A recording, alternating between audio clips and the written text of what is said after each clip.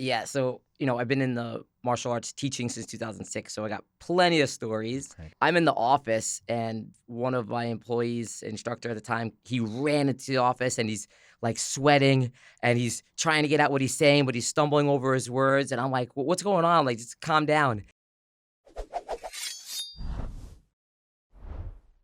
Welcome to the Black Belt Business Podcast. My name is Matthew Brenner, and today I am with James Noto. He teaches at Ambition Martial Arts. He's instructor and owner, where he teaches jiu-jitsu and kickboxing. And James, welcome to the podcast. Thank you so much for having me here. Excited to And be here. he's also a former client of Double Your Dojo. So we'll talk about that today, what that experience was like, and how your school's grown. But before we do that, you started to tell me a story as we sat down here, and I cut you off, and I'm like, James, you need to save that for the podcast. So I think it was your old instructor. He said something ridiculous. So I want to hear about this. Yeah, so, I've been in the martial arts teaching since 2006, so I got plenty of stories. Okay. My first school was out in Brooklyn, and the people in Brooklyn will tell you exactly what's up when they're happy and also exactly what's up when they're unhappy. And so my instructor was there, also my partner at the time. And, during the warm-up, he just made a comment. He said, martial arts is about fit over fat, not fat over your belt. And I guess someone that was, meaning like, everyone's got to get strong, right? Like you should look like a martial artist if you're training. And I guess that was upsetting to someone that was just watching class in the waiting area. So class ends and that person is still there. My instructor is gone. He leaves. I have a question though. Did people, when he said that, was it like the air left the room, or just he said it and no one said anything? No one said anything, but also it was just like that at that time, like early 2000s especially. Okay. Where and in Brooklyn, like it would just be straight up talk sometimes, which I think the adult students sometimes appreciated, but also oftentimes did not. Yeah. And this was one of those times did not. So that person that heard it, she was obese, and it must have really got her mad. So I'm in the office, and one of my employees, instructor at the time, he ran into the office and he's like sweating and he's trying to get out what he's saying, but he's stumbling over his words. And I'm like, what's going on? Like, just calm down. And he's like, the bathroom, it's everywhere. And I'm like, what are you talking about? Like, what's going on? I thought maybe like a kid peed his pants or whatever. So we go to the bathroom, and she literally shit and smeared it on all four walls. It's just rubbed in. Like you could see like handprints like streaked across the walls. An adult. Like in her mid-30s. Oh my God. And we're like, our school's like a rockin' school. So, class had like 30, 40 people. We were like, oh my God, like we gotta clean this. This is nuts, right? So we're in there, oh my God, like everything, we're covering ourselves up. Who's as we? much. Like me and the other instructor. Not the person that said that. No, he's gone. He's gone. Okay, I was gonna say, he's like, yeah, can you guys clean this? No, he's gone. So me and the guy, me and the other instructor, we clean this thing, and it's disgusting. We're like, how'd you know it was her? It was like the waiting area was just full of people that we knew for a really long time, and then just her, who we've like never seen before, have no relationship with, and she's like got like a weird vibe to her. Okay. Like her face is like has like a look on it, like I've done something on spite, okay, like to fuck you guys. Oh my God. So we clean this thing. It takes us a while to clean. We go to the office to like vent to each other about how crazy that was. And we hear the bathroom door slam shut, and she goes in and does it again. No way. Yeah. She did it twice. She did it twice. She was still there by the time you cleaned it all. Yeah. She waited around. Yeah, she waited. And she still had enough shit. Yeah. To cover the bathroom. Yes. Not as much as the first time, but significant, right?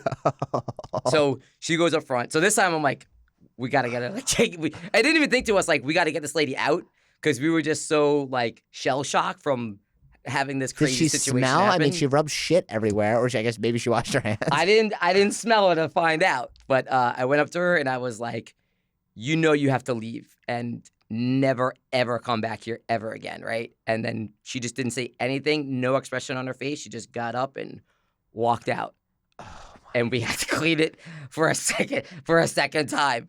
That's wild. Did any of the students see this? No, no, No one saw no, it. and it was like she was like an aunt of like a teenager or something. So did the kid keep We training? didn't mention anything to the kid at all. Oh wow, you Like, guys are saints. yeah, I mean, in general, like, and this happens a lot in the martial arts school where it's like we don't want to punish a kid for the actions of a crazy family member, and oftentimes that could be a parent. Like this might be the thing that the kid needs the most if he's got that kind of figure around him. So like, let's not take him away from this. Like we never saw this lady before. We're never gonna see her again. And if this kid is great, like let him not know a thing that just happened today. Like this will be between us, That unless is he's on this podcast wild. right now. Okay. Unless this lady is listening, Yeah, and if yeah. she showed up to your school, Yeah, and yeah. she's covered everything. Yeah. That's wild.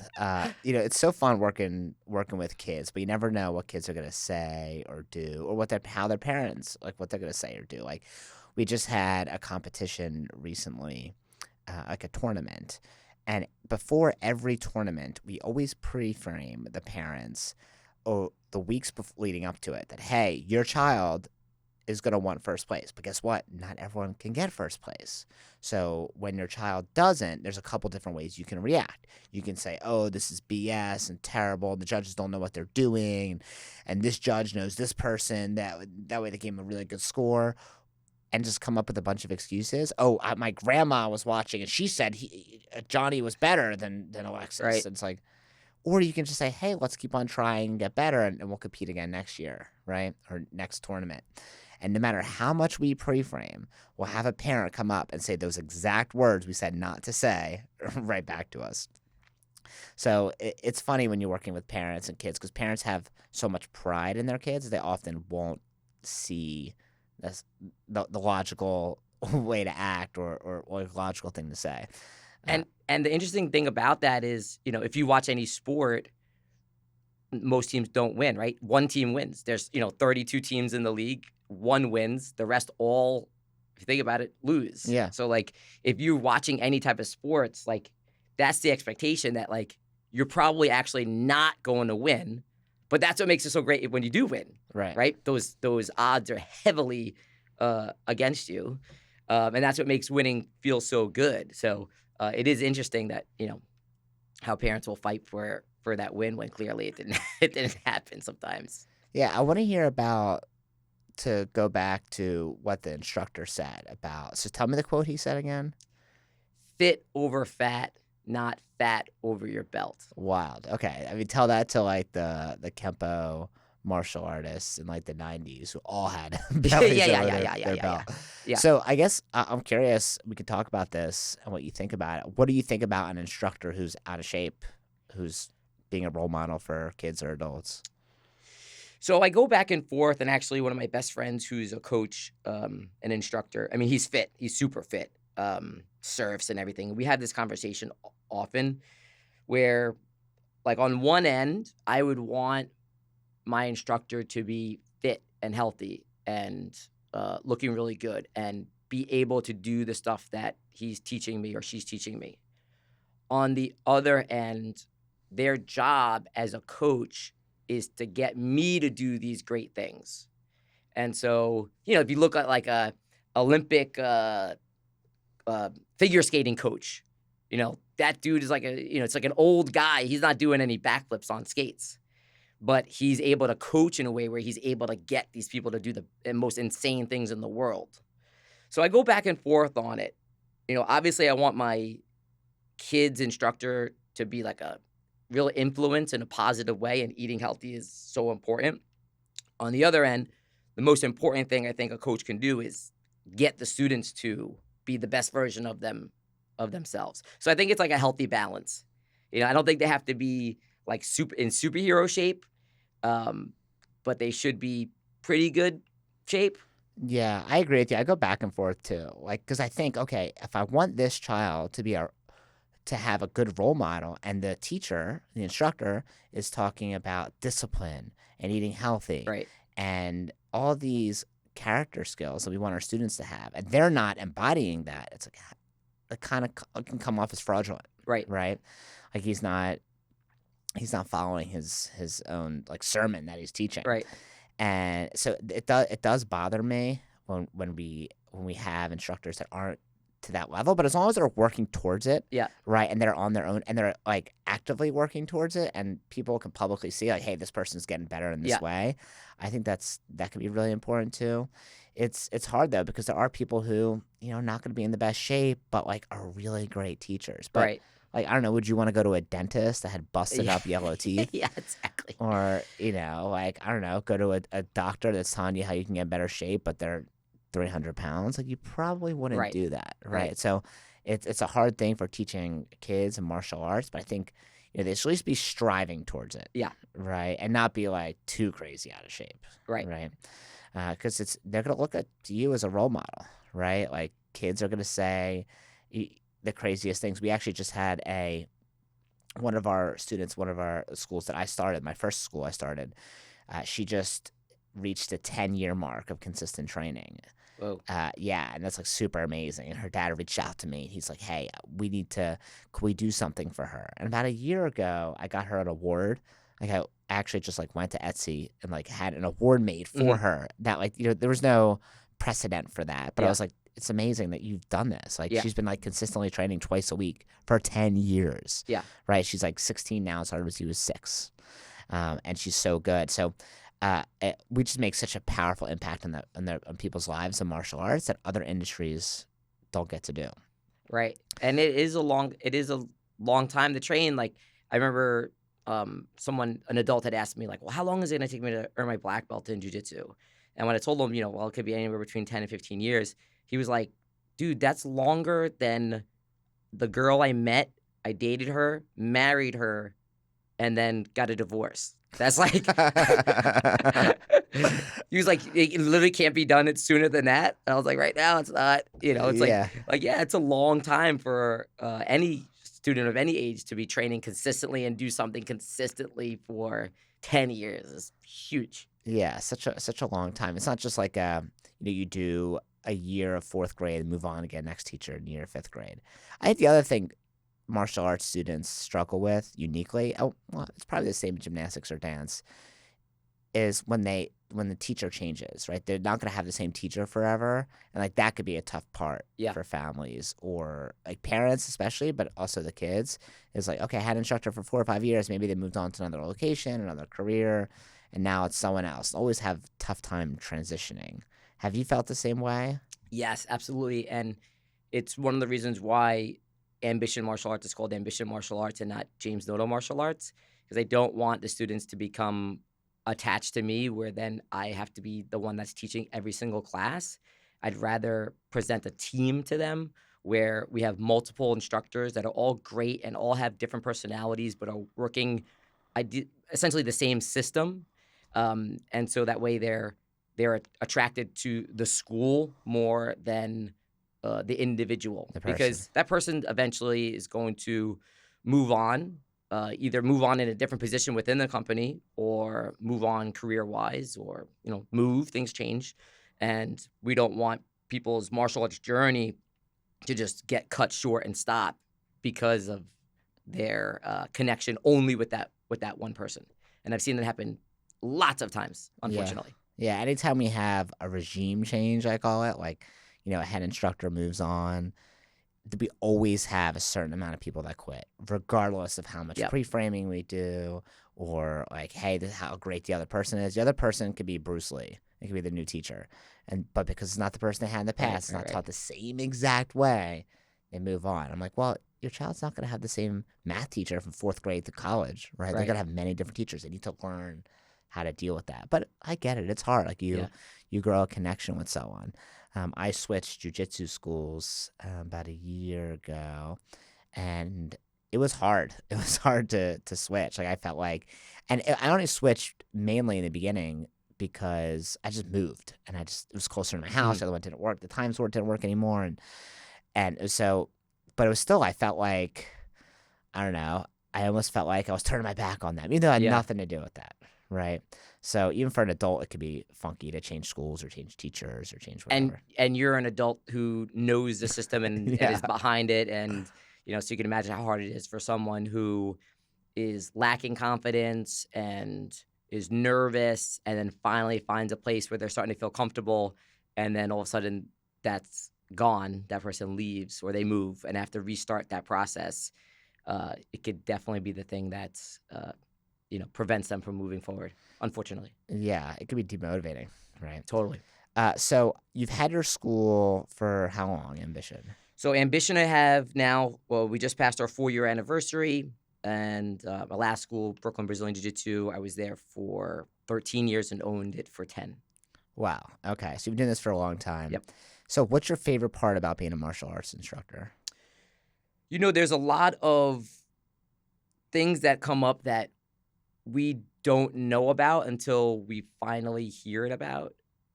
So as an example, like we had a boy who was just shy. We just, oh yeah, he's just like a shy kid, which is happens. Like you're coming into a building for the first time, people are yelling, yeah, and punching and throwing. So it's common for someone to be shy and nervous during that. But 7 months go by and the mom pulls us aside and is crying in our office and tells us, I never told you this before, but like we brought him in because we found a suicide note in his room. And, he kind of wrote it like he wanted us to find this. That was like his way of telling us he needed some help. But like we brought him here and now I see my son and he's laughing and he has friends and he's confident. And, we're seeing no patterns of that past behavior at all. And you get these type of situations. Or, I remember I was at a seminar, like a big summit, and I taught somebody an intro lesson. And I didn't know that girl had some physical assault stuff happen before, like sexual assault. And this is the first time that she's doing like up close martial arts. And that lesson With gave, physical contact, I yeah, guess you mean. like Okay. she did karate and stuff like that, which is still contact, but Not as yeah, close as not maybe as jiu-jitsu invasive or- as jujitsu, right? And then you find out years later, she's like, I needed that. I needed to know that like I could train like that and be safe, and like it's okay to like get past these feelings. And there's tons of these stories that pop up that you don't know about right away, and you find out later how much it's impacted somebody. And martial arts and running a school, it can be a grind because of how often people quit. And what I've learned is that, everyone's going to quit. Even if they get to black belt, even if they put in 10 years, like an 8-year-old comes in and he puts in 10 years, he's still only 18. Right. Like he's not going to train until he's 80. Right.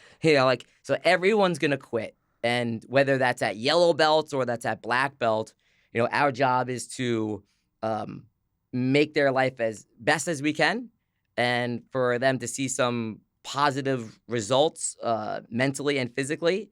And we do that often. And we get those stories, and that's my favorite part of what we do. It's like it's worth the grind when you hear how you're potentially saving someone's life. Wow, that's very cool. So I definitely feel the same way because there's not many more there's not many industries where you get to see a direct impact of your product or service, right? So you sell someone a car, they might need a safe car to drive their family around, to get to practice, to drive the grandmoms. You sell them a car that's 4-wheel drive and has good safety features, but once they drive off that lot, it's kind of like done. Right. Right. But in martial arts, you get to see directly the impact of what you're teaching and how it makes on the impact it makes on that person. And that is like such a cool part of our job.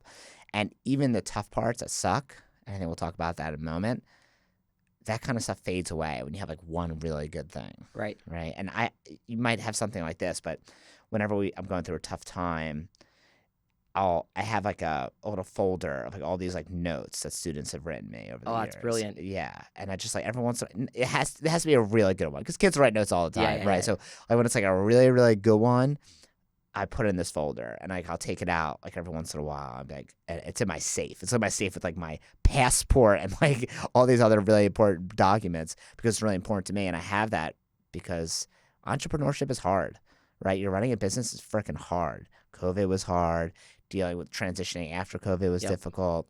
All the martial arts schools kind of had like a boom after that. People were excited to get back in, but now we're past that boom. And anytime there's any wrinkles in the economy, martial arts is not a priority, right? Right. It's First not. thing to go. Yeah, it's the first thing to go, right? Kid gets really into soccer, baseball, or tennis or swim. Martial arts is going to be one of the first things to go, Right. right? It's discretionary, expense. Now, if they love it so much, to them it doesn't feel discretionary. Okay, great. And everyone likes to say that, right? In our industry, like you got to be so important that they would never give you up. But like, there are a lot of more things that are more Essential. important, essential. Right. Yeah, exactly. So going there, what is the thing you like the least about running a martial arts school as a career? The thing that I like the least is it's because it's also one of the things that I like the most, but it could be the staff training. Yeah. Um, it's really great to see someone progress as an instructor, and then, like I have an instructor right now, Brianna Diaz.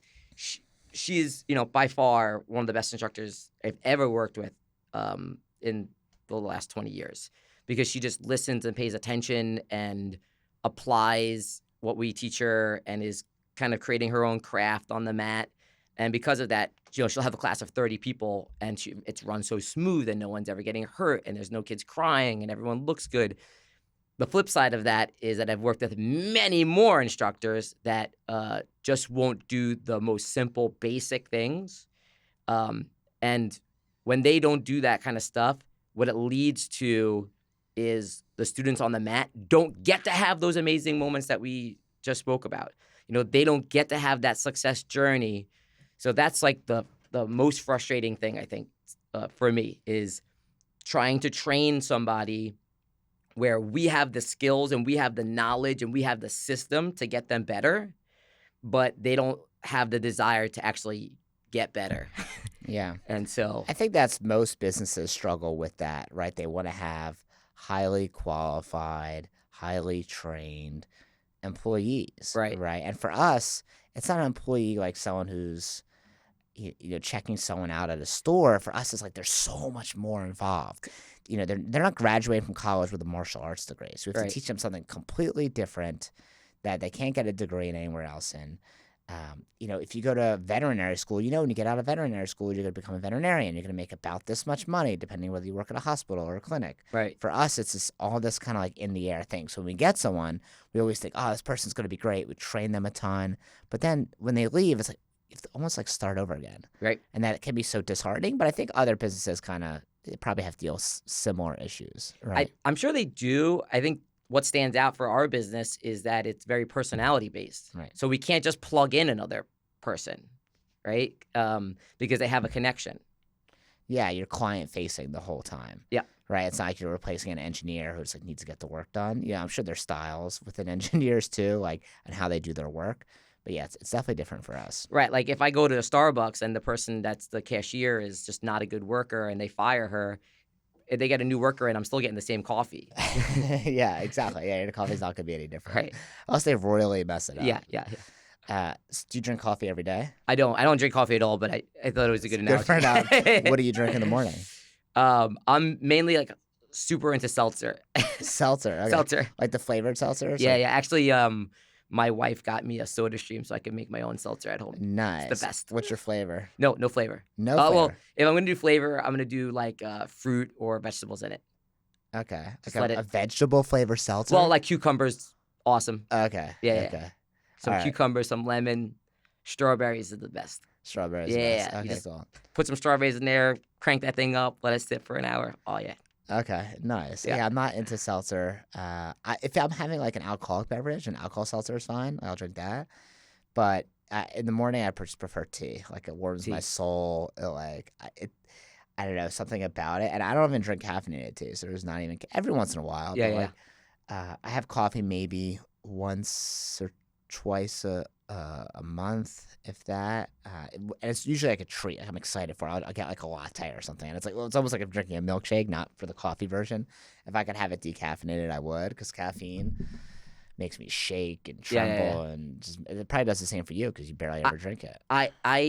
so the only time I'll drink coffee, and I think coffee is so disgusting that if I have to, like, if I'm dead tired and I really need to be up, like, I'm gonna drink this nasty drink to, like, Oh, you don't shock like my the system and flavor? wake myself up. Yeah, I'm allergic to milk. Okay.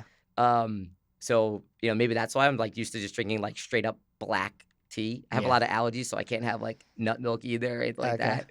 So, maybe that's why. Maybe my experience drinking coffee has only been just straight up black. So maybe Mm, that's why I don't like it. mm. So actually, because I don't want to forget, I want to share this story with you about one of the little kids, because these are the stories that I feel like I'll carry with me forever. Even if I don't even teach martial arts or run schools 20 years from now, who knows, right? Yeah. But there's always like little stories that you'll remember forever, right?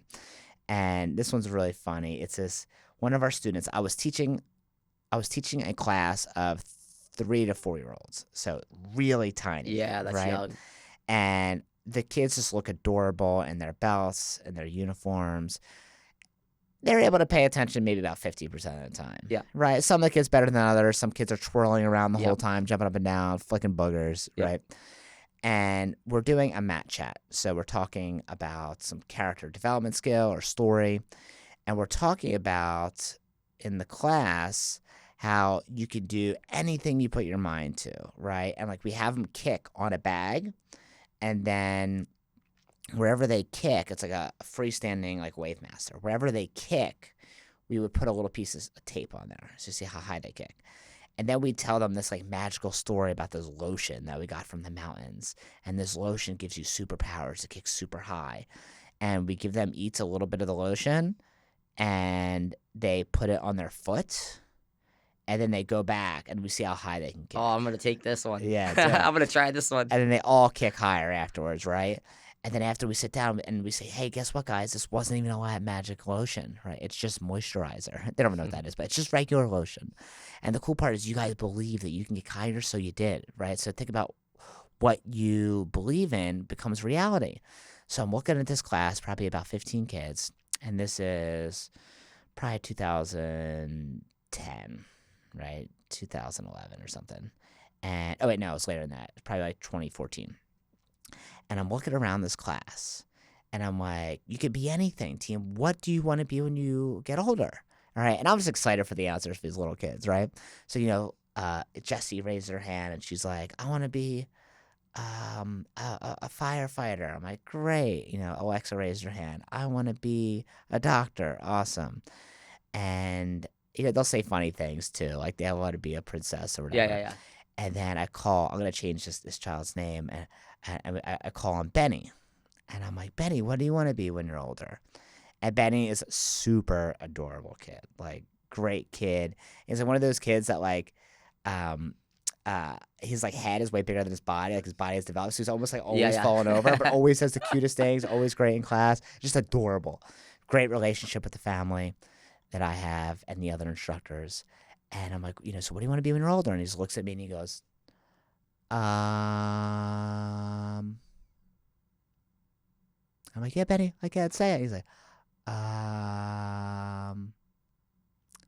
a woman. And it was like, and this is before like that became, I Yeah, guess, yeah. part of the national Yeah, conversation, yeah, yeah, yeah. right? About like transgender rights. Whatever. This is a 4-year-old. You're like, right? okay, He's just everyone, being don't silly. forget the events for this weekend. I'll see you tomorrow. Yeah, and like so I'm just like trying so hard not to laugh, Yeah. right?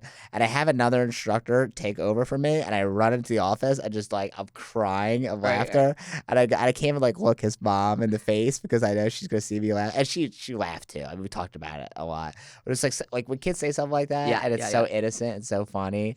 Like, I've had kids tell me my breath smells, and I'm like, oh God, maybe I should have brushed my teeth after before class, right? Like they'll just say whatever comes to mind. So I was teaching a class. I was a blue belt. I like just started teaching. I was assisting for a while, and then when I earned my blue belt, they started letting me teach a little bit, and I was teaching a class. So and it was like one of the first big classes. And a girl, kids class, girl stood up and goes, "You smell like cat hair," right? And I go, "No, I don't," like that.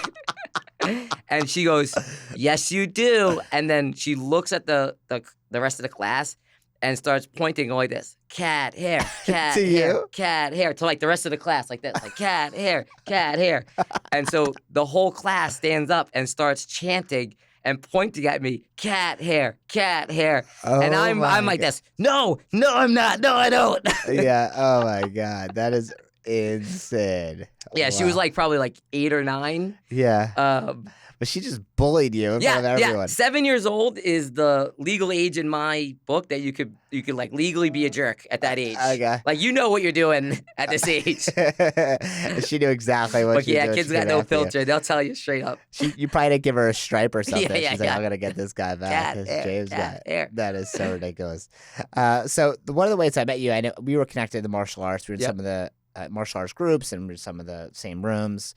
And then you decided to join W JoJo, my consulting program. So I want to talk a little bit about that Yeah, if you're cool sure. with it. So why did you first get started with me? Like, why did you decide you wanted to get help with your school? So sometimes you'll go into your school and you'll walk around and see what needs to be fixed. And then someone else will come in and be like, "Dude, do you not see that this like needs to be painted?" Or, "Hey, did you see this light needs to be out? Is out? Like it needs to be fixed." And you're like, "Oh man, I didn't see that." It's like you're there so much that you start to not see the holes. You start to not see what is right in front of you. Yeah, you're blind to it. Yeah. So it's good to have, like, I felt like, okay, we've been stuck at the same place for a year, which we're doing pretty well, especially considering we got shut down by COVID 3 months after we opened. But, like, what am I not seeing? Where are the holes that I don't know about? Like, there's definitely stuff I know about that we need to work on, but what is some stuff that I don't know that I'm missing? And so that's why I wanted to work with you to see what those holes were. What challenges did you think you were having? Well, I knew that there was like staff training needed to be, the way we were doing it needed to be different because, sometimes you'll train someone for a couple of months and then they move on. They move or they get a new job and then you have to retrain somebody. So having a better system in play where we can do that more technically, whether that's with videos or a manual or systemized weekly training. Like I knew we needed something like that there, but it's a lot to put together. Mhm. And that's something that, your organization helped me out with. The marketing just being, I feel like we have the events, but we don't capitalize on the events as much.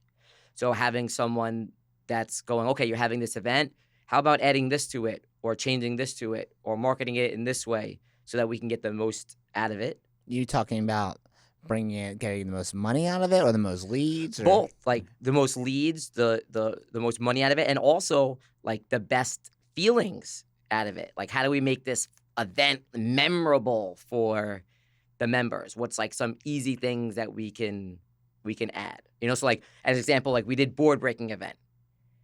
Well, we used to just do, kids would come in, they break a board, and then, the class would be designed around breaking this board, and then they break a board. But now we've kind of looked at that event in a different way. And so now we film some of the kids that, want to have like a slow motion montage video to a rock song. So they're like breaking 3 or 4 boards and in slow motion, wood is flying. And it's, with this cool video that we can send to the parents. Like that's like an additional thing that we added to that board breaking event. Or having extra boards so that, a dad wants to break some boards in his garage with his daughter, like they can leave with some boards, things like that. Or for the younger kids, we had the parents come on the mat and hold the board. So these are all just like little things that were very easy for us to add that we didn't think of in the past until we started brainstorming with you guys. Like, how do we make this a little bit better than it already is? Very cool. So monetizing events better, capturing leads better, making memorable moments, Yeah. right? If your students will remember for a long time. And that's staff important. training. That's important because when you create those memorable moments, they're gonna want more of those moments. Whereas if it's like a kind of a dud in an event, they're like, do I really need to go to this? Like, Right, exactly. Yeah, and that's where retention comes into, yep, right? Like everyone always wants new members, but retention is equally, if not more important. way more important Yeah. in my opinion. Yeah. Way more important. Like the average attrition, so the percentage of people quit in like a gym, like a I don't know, like a Planet Fitness is going to be between 10 and 25%. Actually, I think it's closer to 25%. But for martial arts schools, like good martial arts schools, it's anywhere between like 3 and 6%. So it's like way better. Like imagine losing 25% of your business every single year. It'd be devastating, right? There'd be so much pressure to Yeah. always bring in new people. So, what was your goal when you came on board? Like, what did you want to? I know, like the things you want to work on, but what did you want to achieve? So I wanted to separate myself from being the main instructor so that I can actually be the owner, because it's just hard to be the owner and the operator and managing the school and doing the staff training if I'm just on the mat all the time. And so one of the main goals was beefing up the staff's skills so that they can teach more classes at a higher level so that I can take a step back and look at everything from above and really start to manage and grow the school. Mm. That was like my main goal. Yeah, I know. What I remember when you first came on board, we talked about, hey, you can't be doing all this stuff forever. Yep. Right. We need to be able to replace you.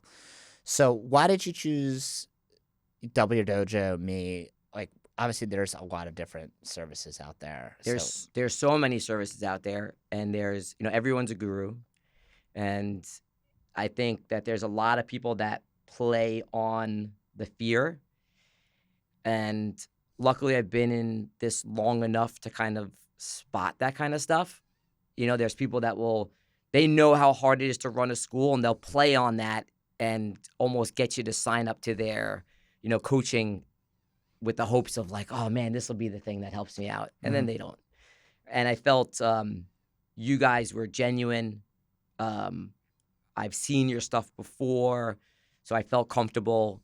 And also it was like you had a clear outline of like, okay, this is what we're going to be going over. So I was never sitting through like a 45-minute meeting waiting for the one thing that I'm supposed to be doing this week. It was like all the time that we spent in our calls, in our Zooms, all of it was geared towards getting our school better. I was not having to filter out a bunch of stuff. And I feel like that happens a lot where like I'm on a call forever to get one bit of information that could have been done in like 2 minutes. Yeah. Yeah. I mean, I've joined a lot of coaching consulting services myself, spent over 35, 40 grand just on that the past couple of years. And it's amazing how like people will just record a Zoom call they did with someone else that's full of a bunch of crap and then just be like, oh, here you go. And it's like, why don't you just give me the information I need? Like I'm paying for expertise, not to filter through a bunch of crap to find one thing that's good. But I think the other mistake people make is they think, hey, if I sign up for this one thing, my whole life's going to change. And that can happen sometimes. Right. But a lot of times it's like, you're not going to learn everything from one person, right? You're not going to learn all martial arts from one instructor, right? This one instructor might be really good at like striking and using their backhand, but this other instructor is really good at kicks. This person is really good at throws or sweeps, right? So you're not going to get everything in your life from one person, which is why it's also, I think, important. Yeah, you might have a mentor for a while or a coach, but then like eventually you're going to move on to a different one where you might learn something a little bit different. Yeah. And not one person is going to fulfill all those needs. Just like your wife doesn't fulfill every need in your life, right? Like you have other needs that like it could be filled in other areas, right? Right. But I'm not going to get another wife. Not gonna get another wife, no, but like like the satisfaction you get from teaching martial arts, you're not gonna get that from your wife. Don't get another wife. Unless you live in Utah or something, you guys can move out there and get a couple different wives.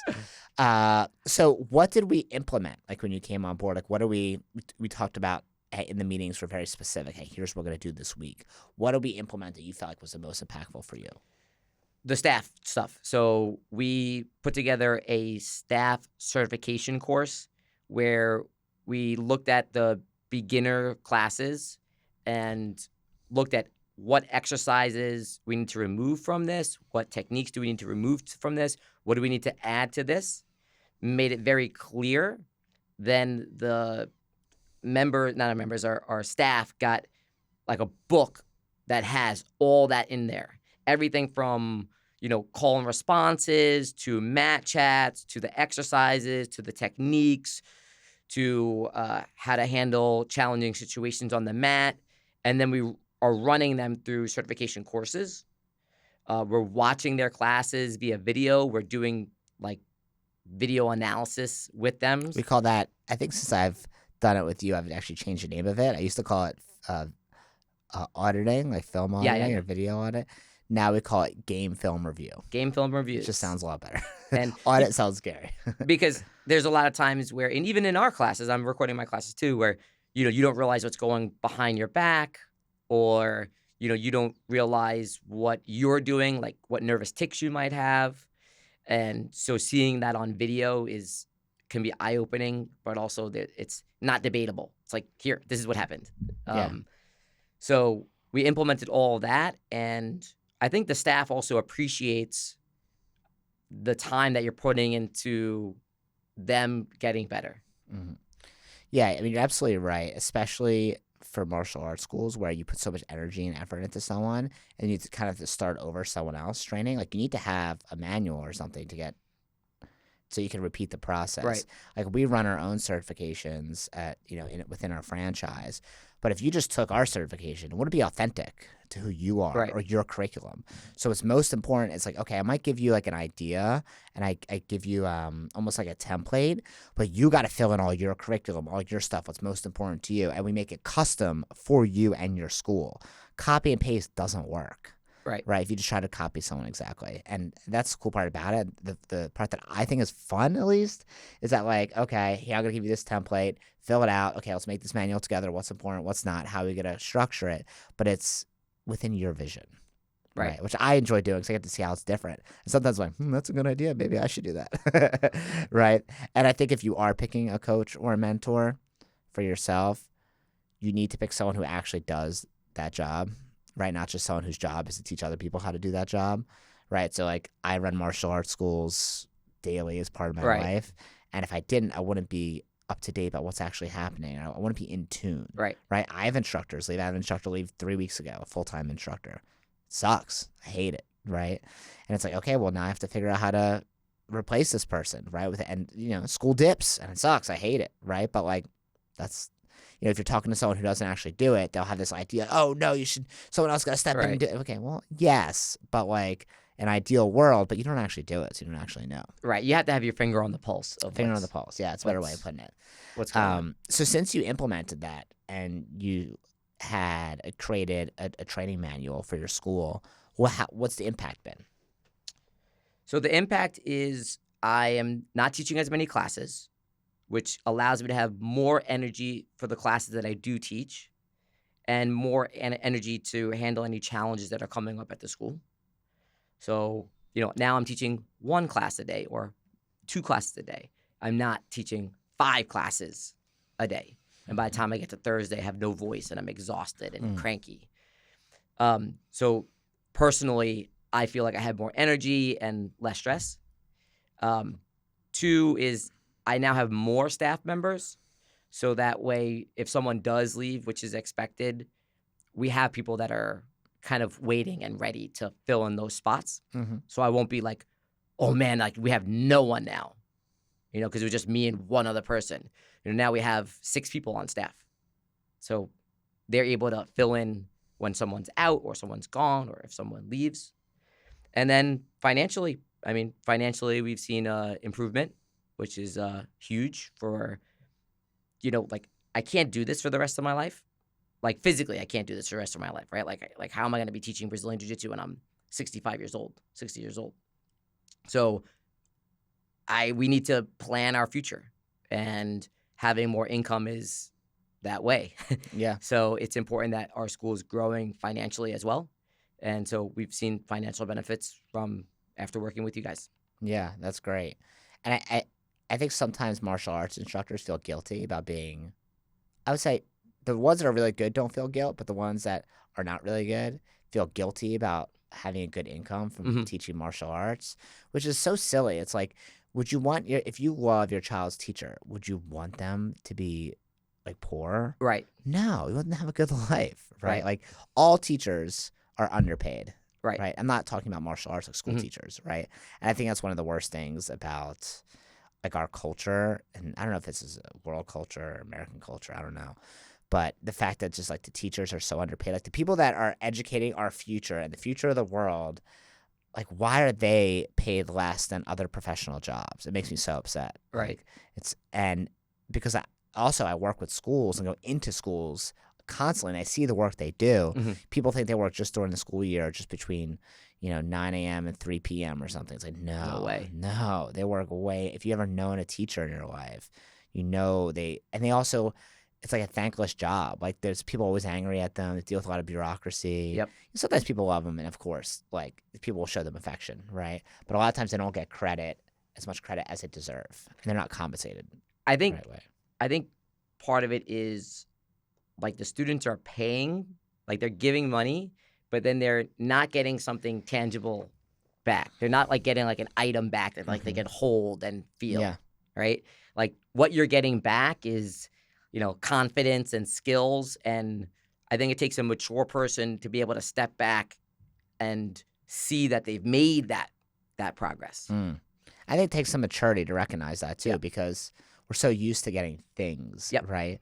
Whether it's a new toy or maybe a number on a screen that keeps on popping up. Mhm. You got 4,000 Right. points, 9,000 points, or whatever from a video game that especially kids now, they've grown up with that. That's And I had this conversation with my wife last week, where I was saying, like, people leave martial arts for sports, football, soccer, things like that, and it's like, well, what's a win in soccer? Well, win in soccer is we win. We literally we win the game. Like you look at the scoreboard and my numbers are higher than yours. Like I won. But like, what's a win in martial arts? Daily, weekly. It's like, well, I improved my yeah, kicks, or like I have more confidence when I'm counting in class. yeah. Like, how do I recognize that as an adult, let alone as a child?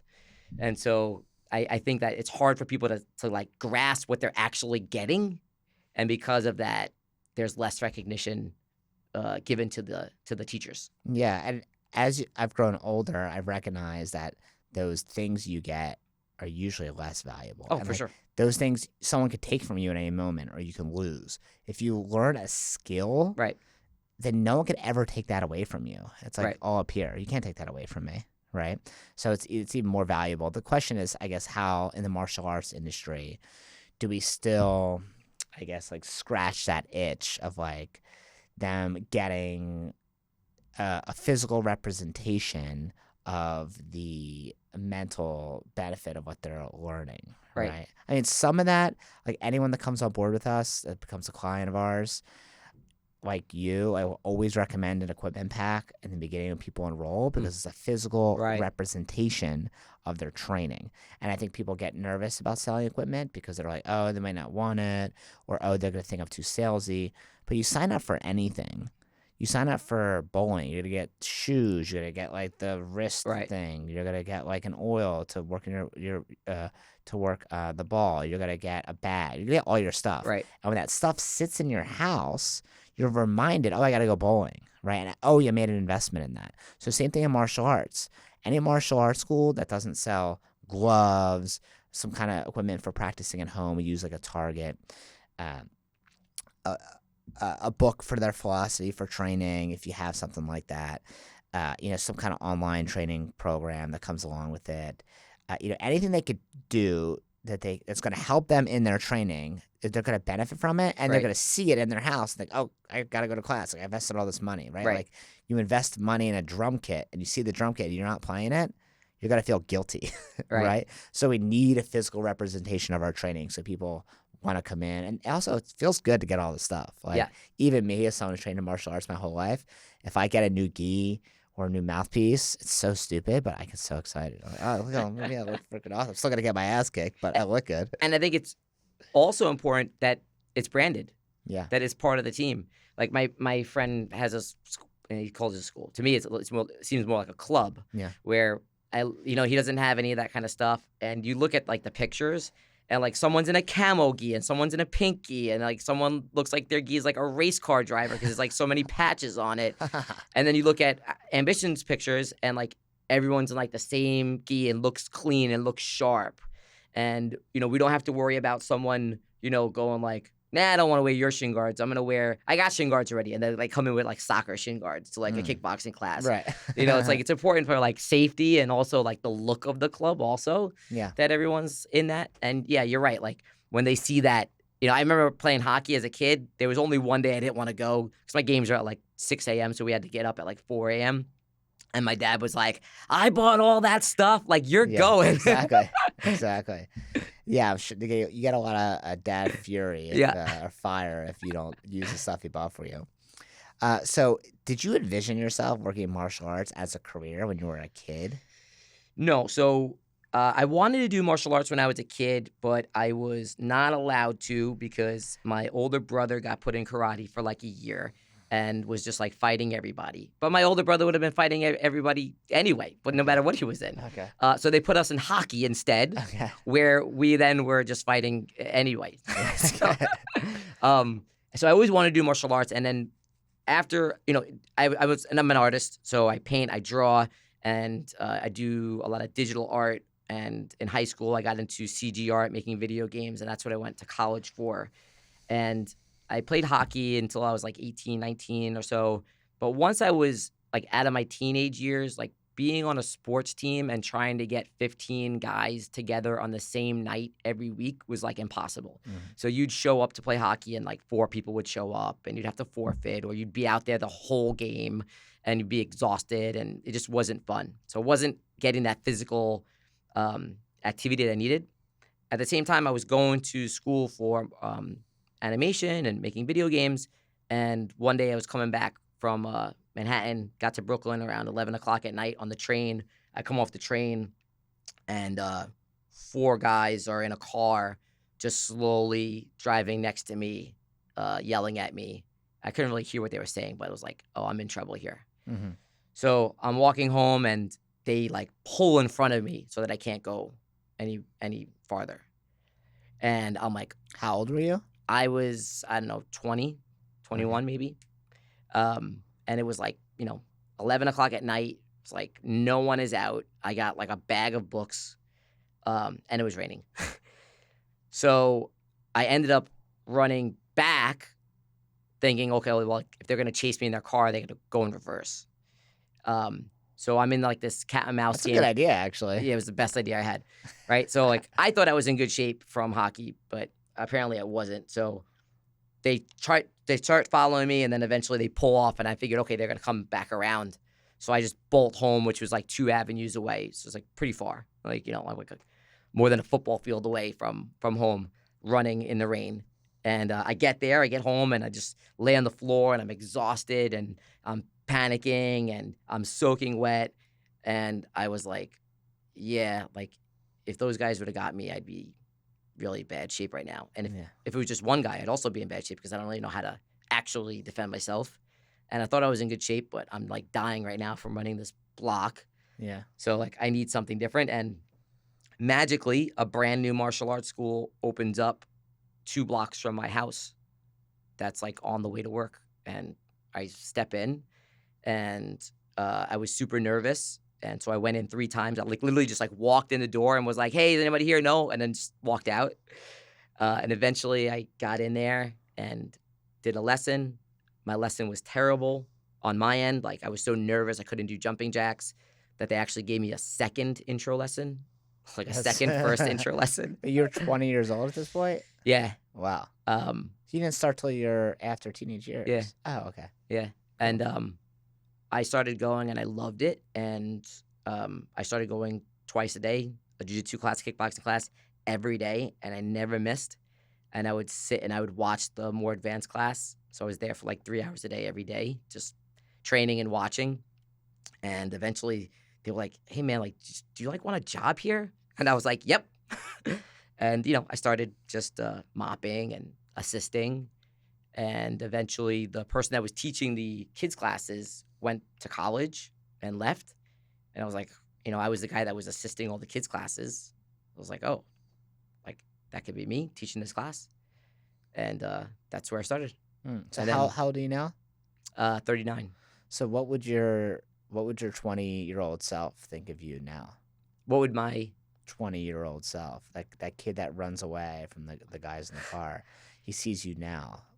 What do you I mean, yeah, I mean, what my 21-year-old self would think of my 25-year-old self would be like, "What? How'd you get here?" Yeah.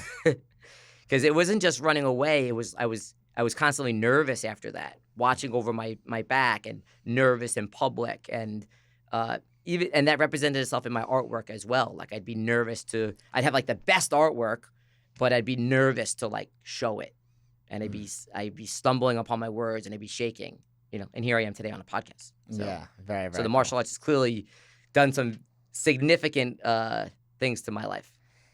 Is there any way you think being an artist off the mat helps you with your teaching or your ability to be a martial artist? Yeah, for sure. Well, if you saw our latest Halloween event. I did. I saw the video. Yeah.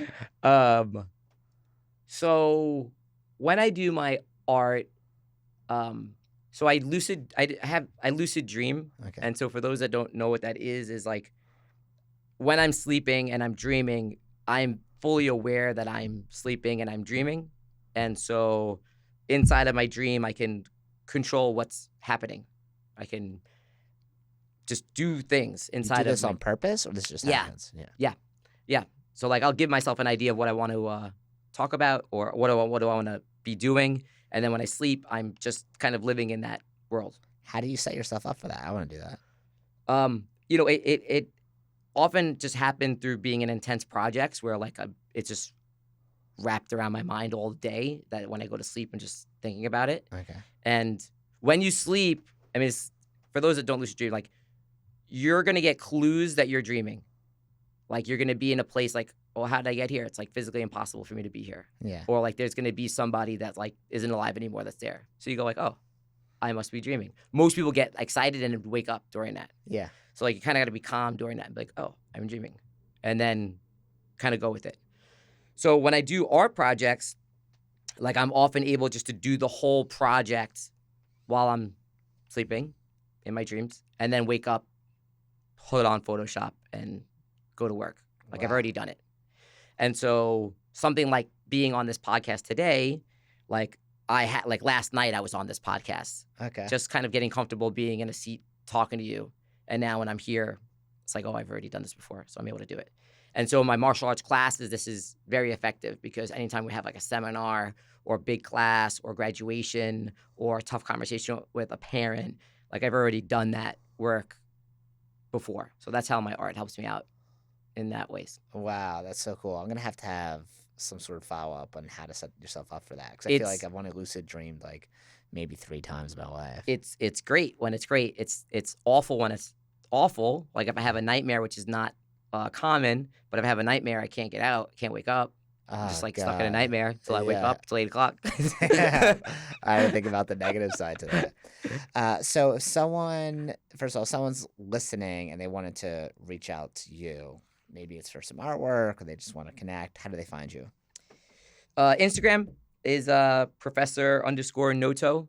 That's like the best way to get to me. Or Instagram, James Noto Art is my art one. So that way Cool. I they're don't think like I connected that one, so I yeah, have to. they're separate.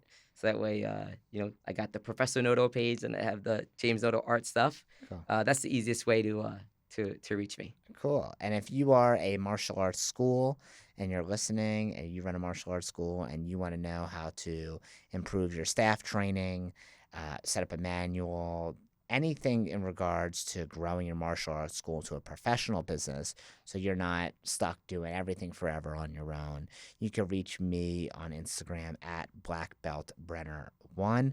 I'll walk you through the process of how we do it, or you can email me, Matthew at wdojo.com. Thanks, guys.